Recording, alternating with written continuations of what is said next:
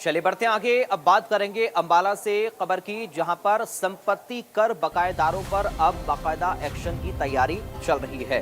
क्योंकि अंबाला में संपत्ति कर नहीं भरने वाले 100 बड़े बकायेदारों पर नगर निगम सख्त कार्रवाई करने जा रहा है। निगम की ओर से इन बकायेदारों को 3 बार नोटिस भी दिए जा चुके हैं, लेकिन बकाया टैक्स जमा नहीं किया गया। अब निगम ने 100 व्यावसायिक संपत्तियों की पहचान कर ली है और कुर्की के लिए ड्राफ्ट वारंट ऑफ अटैचमेंट तैयार किया है। इन संपत्तियों पर करीब 1.41 लाख से लेकर 1.24 करोड़ रुपए तक का टैक्स बकाया है। सूची में शोरूम, होटल, गोदाम, बीएसएनएल, पेट्रोल पंप जैसी संपत्तियां शामिल हैं। फाइल को अंतिम मंजूरी के लिए अधिकारियों के पास भेजा गया है। नगर निगम के मुताबिक अंबाला में करीब 50 एकड़ रुपए का संपत्ति कर बकाया है। अब रिकवरी के लिए सख्त कार्रवाई की तैयारी है।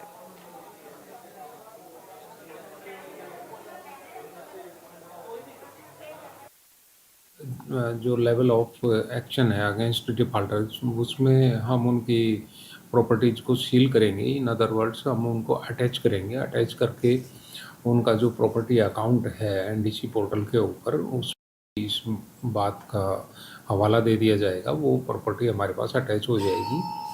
और इसके बावजूद भी वो अगर आगे कोई कार्रवाई नहीं करते हैं तो अटैच्ड जो प्रॉपर्टी है उसको हम ऑक्शन करेंगे।